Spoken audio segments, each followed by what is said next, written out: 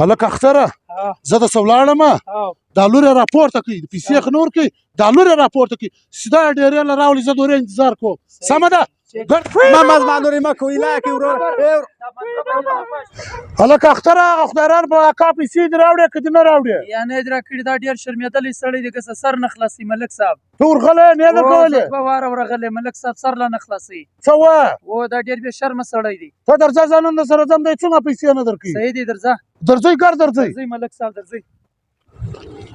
هغه دی ملک صاحب دی ناست دی او خدایرانه کاره ولاړ شه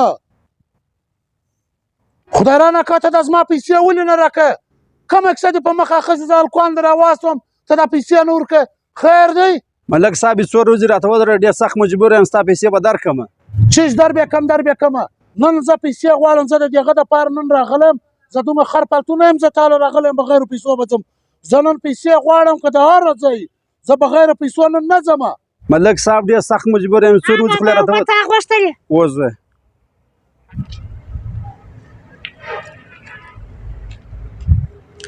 بس پیسې وصول شولې هلکه اختره زه درسه ولاړم دا لور یې راپورته کوي د پیسې خو نور کوي دا لور یې راپورته کوي سیده یې ډېرې له راولي زه د ورې انتظار کوم سمه ده ګرده ورسئ ما نورې مه کوئ لاکې ورور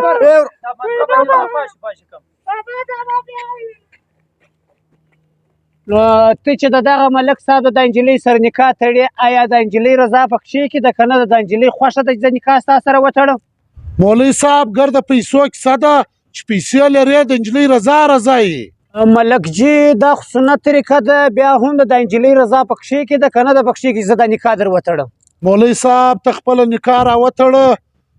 تا نور په کارو کار مه لره خپله نکاح راوتړه زه خو به ملک صاحب د نکاح در وتړم ته یې وار د خپله ناوې وګوره د مخ یې وګوره مولوي صاحب د کومې ورځې څه میلدلې ده د هغې ورځې څه شی په دماغ کې نه راځي بس صحیح ده ته ما نکاح وتړه ملک صاحب زه بیا هم درته وایم ته د خپلې ناوې مخ یې وار وګوره ښه مولوي صاحب نو ته دومره تنګول کوې زه به د خپلې ناوې مخ یې واره وګورم ستا دپاره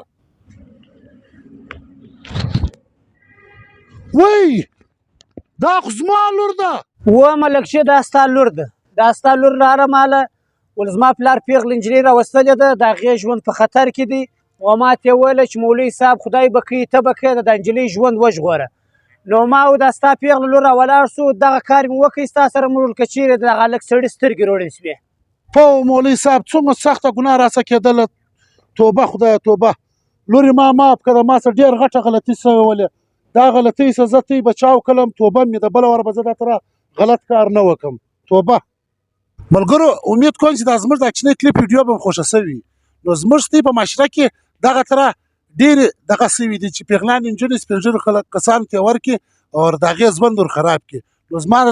د مشرانو څخه دا خواست دی د علاقې د خلکو څخه دا خواست دی چې بایي پیسه ګرد شی نه دی د خپلې لور او د خپلې خور ژوند هم بچاوئ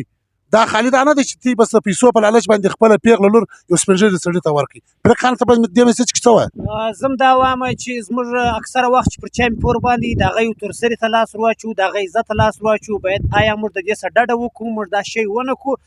باید د بل تورسره هم خپله تورسره وګڼو نو انشاءالله زموږ به ژوند هم کې بچا وي عزت به کې بچا وي که زموږ چیرې دا میسج خوښ شوی دی مخکې در سره شیر کړي چې هر ځای ستا الله پاک مې خوشحاله و اباد بریالي راته لره ډېر کور ودان